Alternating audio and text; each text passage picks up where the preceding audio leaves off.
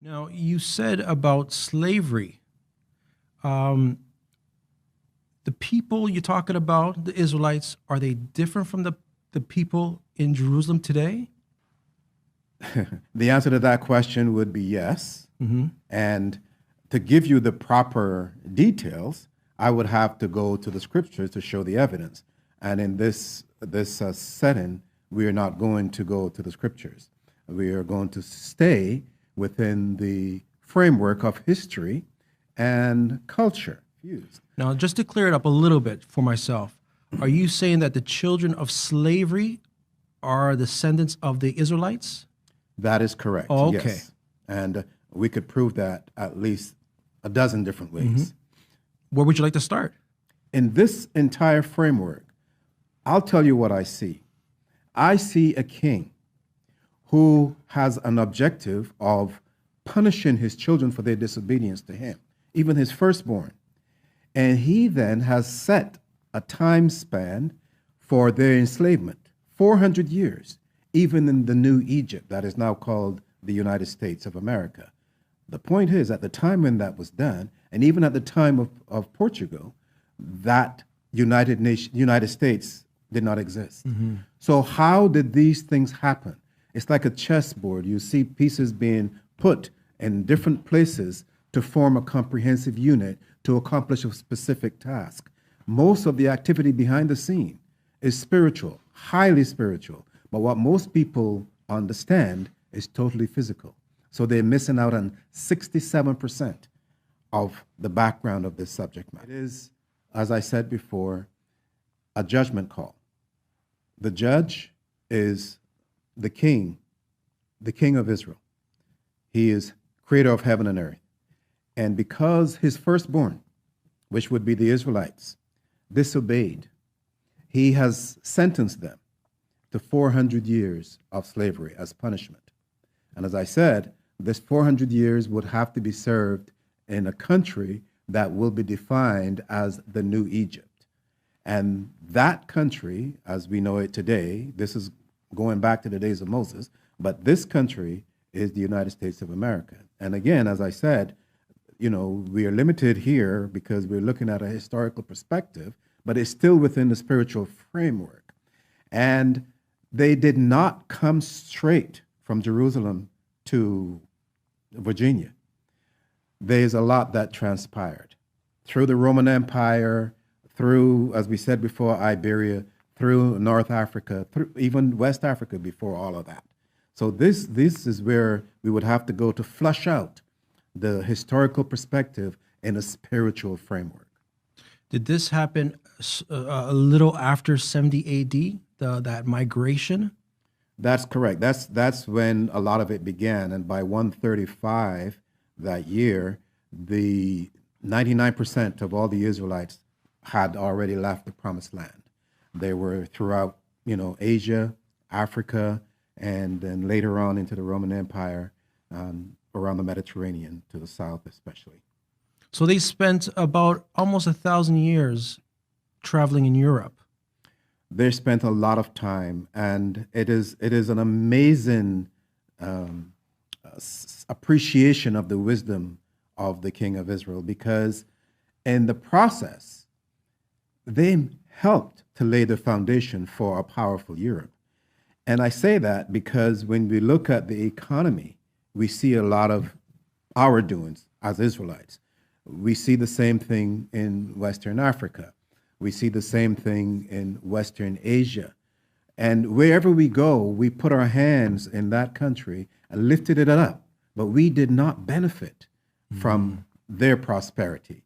And that in itself should give you or give us an inkling of where we're heading. Because how is it that we lift up those that were in the garbage pail, but then they get to rule over us without our ancestors receiving any benefit from their rulership?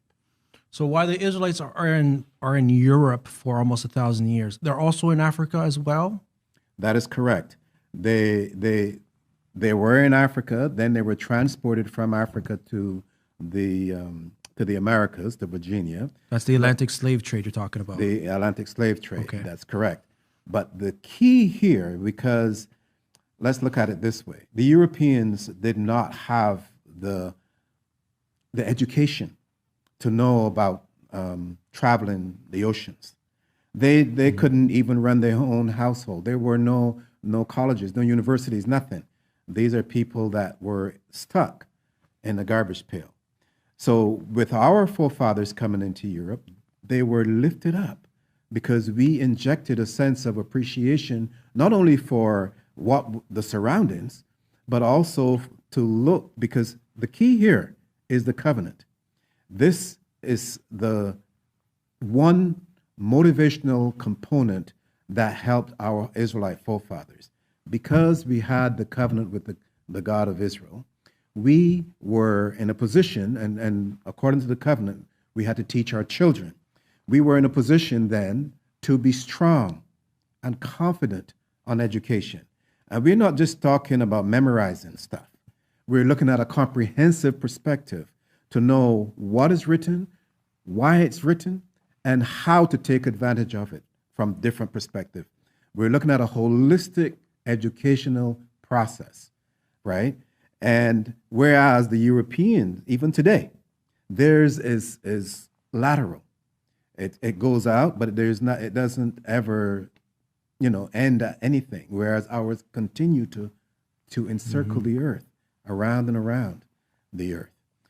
All I'm suggesting is that we got our knowledge from our Father, and we return to him the praises and the glorification in the process. That is the cyclical manner or the comprehensive manner I'm talking about. There is no lateral where it falls off the edge or something of that nature, or you can't tell the rest of what you're talking about, like what does it mean?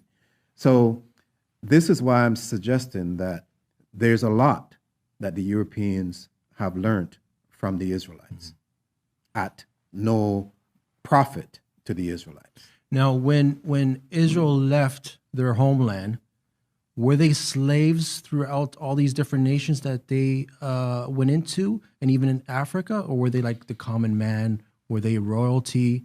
What was their life like? The Israelites had a great life in Africa, and places like Ghana and Timbuktu, Mali, all those places. They did some tremendous learning. They set up Were these places built by them? Yes, a lot of these places were built by them. Like I said, they had advanced knowledge, and later on we can get into some of the details. They understood the agricultural process very well, and given the fact of the climatic conditions in any prevailing geographical location, they were able to take advantage because they understood certain things that most people may not even understand today or take for granted, whatever. So they did well at Timbuktu. However, one of the things that they had to come to grips with was that a part of the cast of this universal change was the Ishmaelites, who were known today as Mohammedans or Muslims. And they controlled a lot of the economic routes back then. So in order to get into those routes to sell your produce, you had to be in one accord with them to a certain degree. In other words, you had to make agreements, et cetera, et cetera. And sometimes we take these agreements too far, and before you know it, we are intermarrying, and as we intermarry, we begin to serve their gods, which was another error, and so on and so forth. However, some of them, they pretend to do it, and then in the latter of the day, they will come back to their own culture. But nevertheless, you can only do that for so long before generations start to think, well, hey, we're all the same. So they profited well. They had gold. They had books were one of the most expensive commodities, and they fished, and all the different products that they did in Western Africa. However, because they were associated with the Ishmaelites, that created a lot of confusion, created a lot of competition, and one thing led to another, and before you know it, they're being sold by the Ishmaelites to the Christians. You mean confusion meaning identity? Not necessarily identity, but remember that we're in a spiritual environment, meaning the global or the universal aspect is highly spiritual. And remember that we talked about an objective.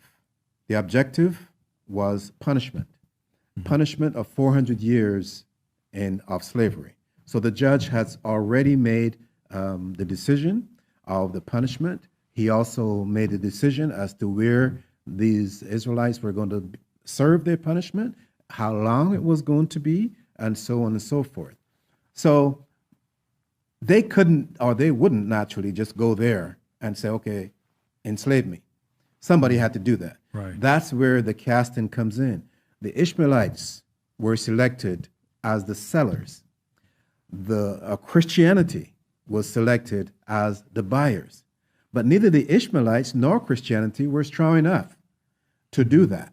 So they had to be given a leg up. And it just so happens that the Israelites were with them and they supported them in that endeavor. Maybe in good faith, thinking they'll get it in return. They never got it.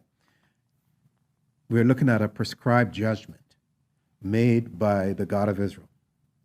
And he, as creator of heaven and earth, he had a casting. He casted the children of Shem, the children of Ham, and the children of Japheth to do a particular job. Now, did some of that get contaminated by another guy who was trying to usurp his authority? Yes.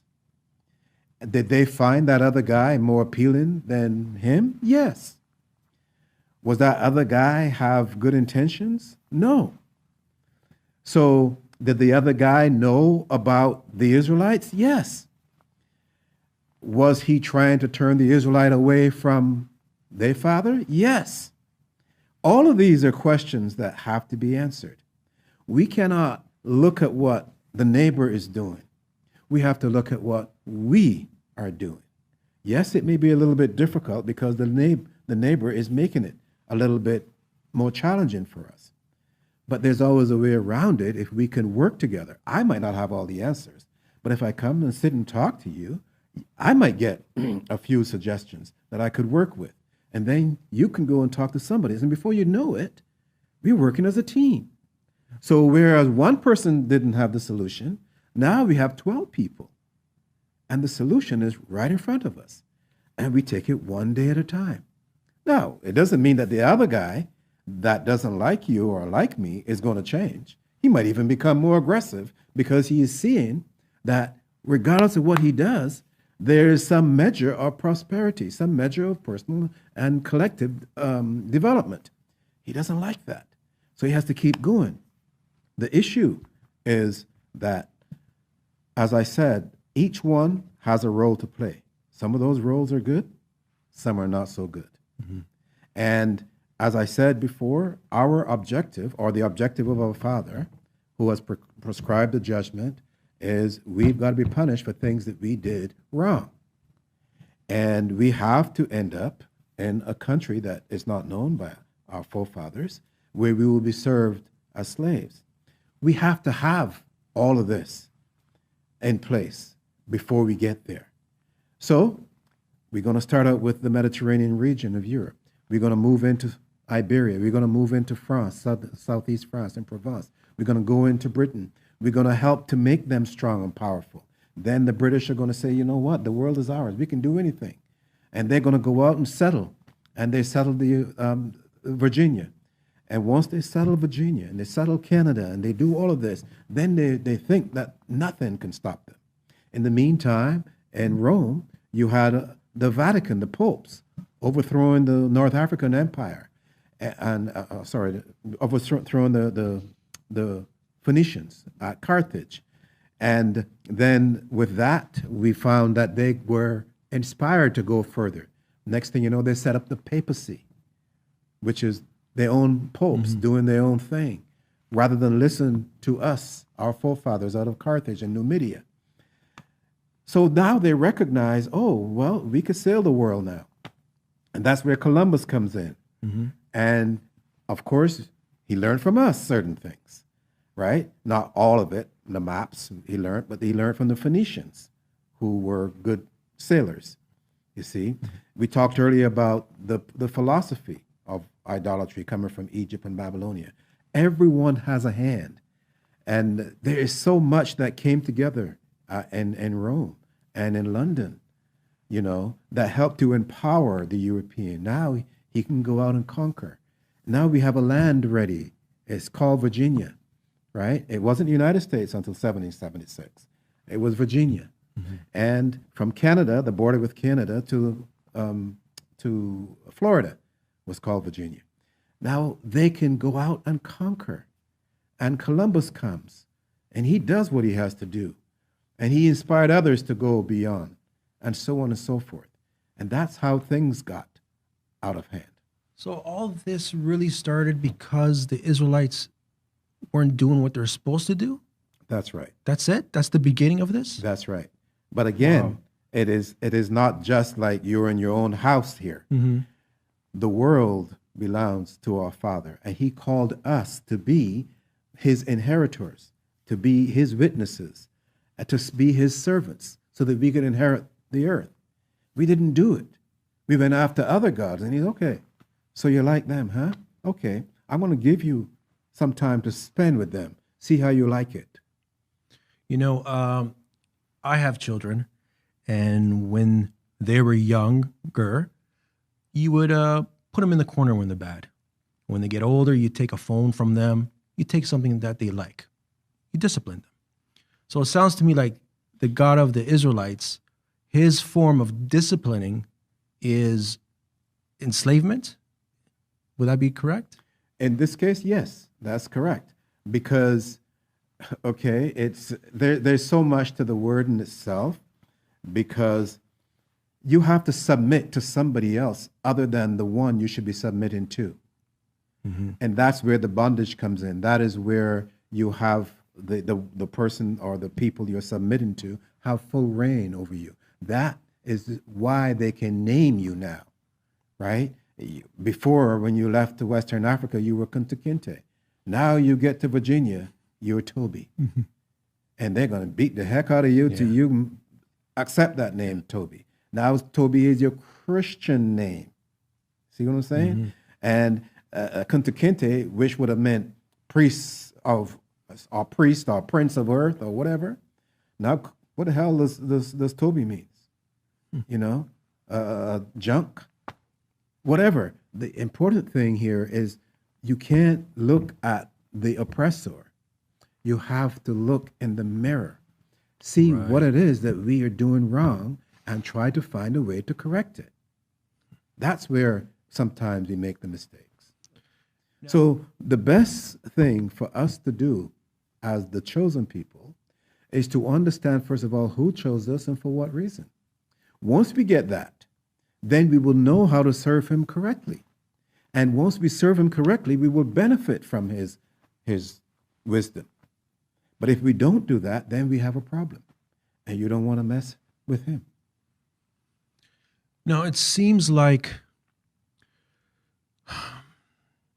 the Portuguese, while they're going through this whole campaign, seeking and looking for the Israelites and throwing them out, there's also these tall ships arriving in the west coast of Africa, capturing, stealing, kidnapping Israelites as well, and bringing them to the Caribbeans.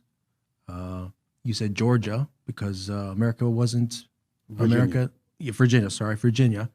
The UK. Who started the Atlantic slave trade around this time? To be precise, I probably don't have that information right at the tip of my tongue, but I will say that there has to be something here that is very, very special and unique. Remember, and I have to keep reminding you about this, we're in a high spiritual zone here. How is it then that you have a total different people working together to commit this crime, if you will, or to partake of this crime against humanity? What do you mean by that? Different people? The slave trade. And the different people that I'm talking about, you have the Ishmaelites, who are of Shemitic origin, the same as the Israelites, right? Who are partnering with Christianity, the Europeans, who are primarily the Japhetic origin. Yeah, you don't hear much of that. Exactly. And even you have another European Gentile, right, of the Khazars, who were financing some of the transactions. They're working together as a team. The question is, what would bring these different people together? Mm-hmm. And you have to see that there's a different spiritual component there, working in the midst of them, pushing them forward to do this, because they are believing in their hearts that this is going to be advantageous to them. Maybe it will be immediately, but the long term, there's always a price to pay. Not knowing that they are pawns in the big scheme? Perfect example. Okay. Pawns in the game. Yeah. Right? Yeah. And they're going through. But the question goes a little bit deeper than that. I say, if you can make $1 billion from slavery, think of the trillions of dollars you can make from freedom. Trillions. That's just me, though, because slavery is confining, it's limitation. The individual is not allowed to use his God-given talent. But once that individual now, you could sponsor that individual.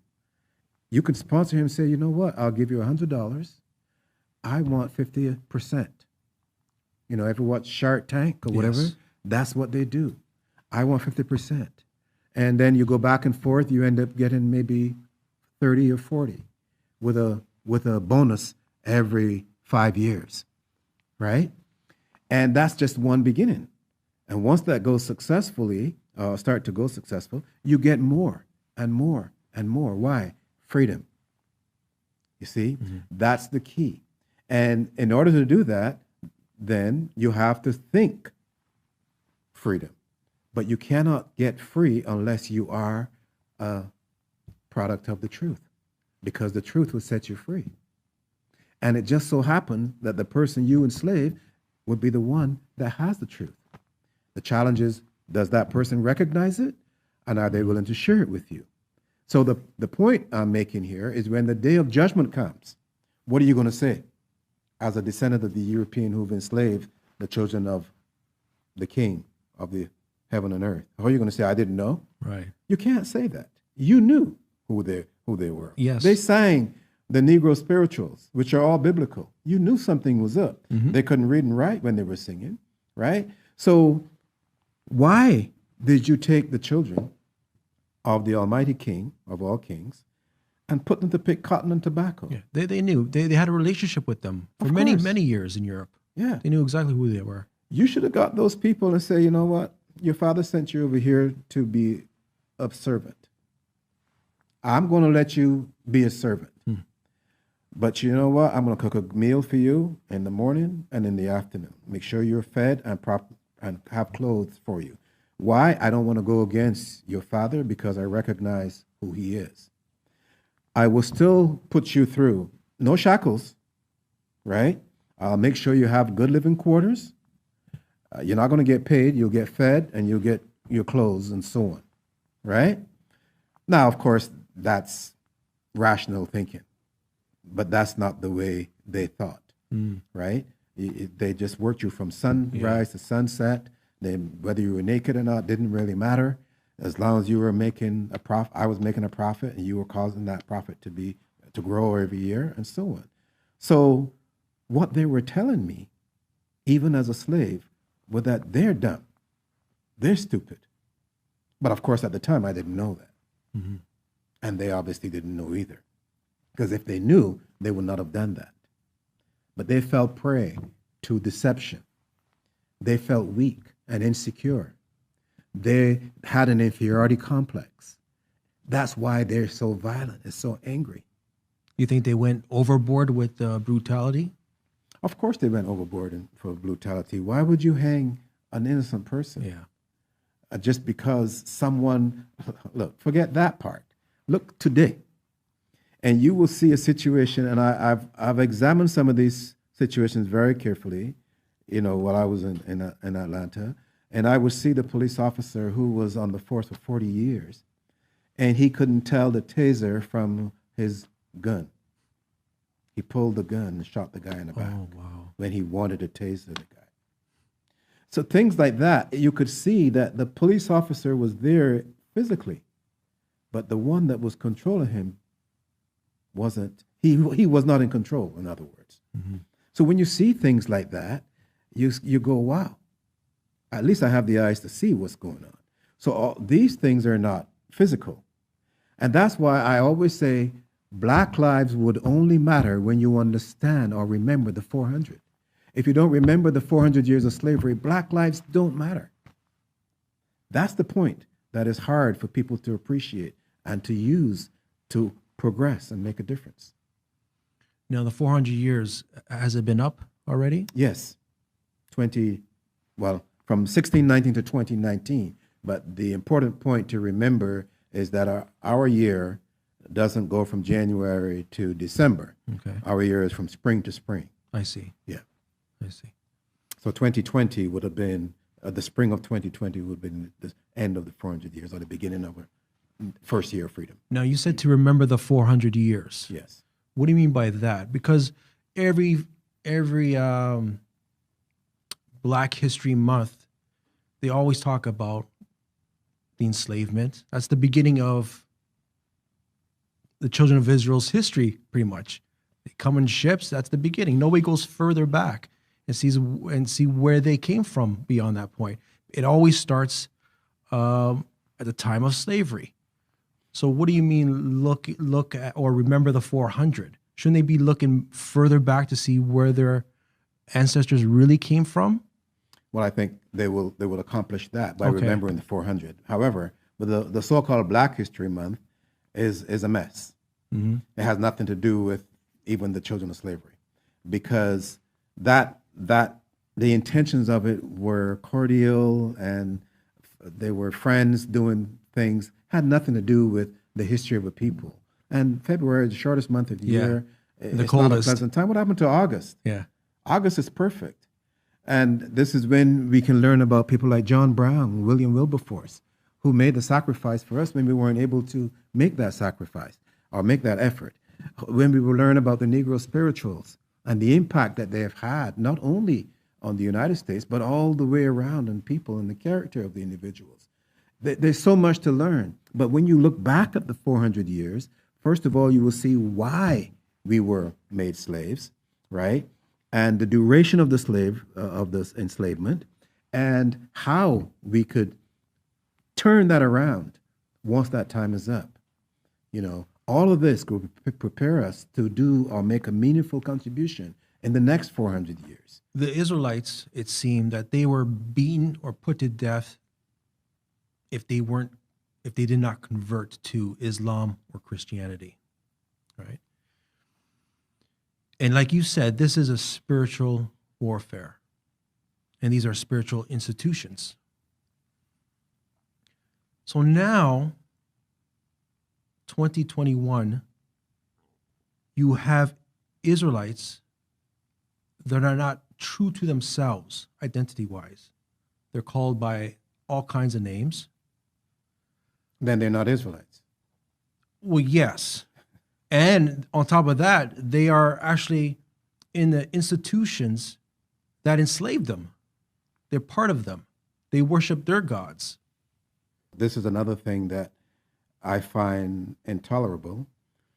People will say they'll demonstrate and shout if a police officer kills another child of slavery, however it's done. Then there's demonstrations every day for a month or whatever. Fine, I don't have a problem with that. But then a guy that looks like me, that kills a guy that looks like me, there are no demonstrations. Why? How is it that Black Lives Matter when a person that looks like me is killed by another person that does not look like me? But when a person, and there's more of the latter than the former, Black lives don't matter? I call that hypocrisy. I also say to some of these people, the children of slavery, you're demonstrating against a police officer who did whatever he did. I'm not saying he did it correctly, but come Sunday, you're going to pass him Right.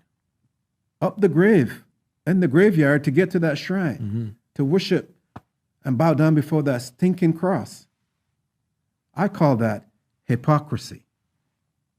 How can you be saying these things and doing something that is completely different? You're killing your soul, but when somebody else does it, you get upset.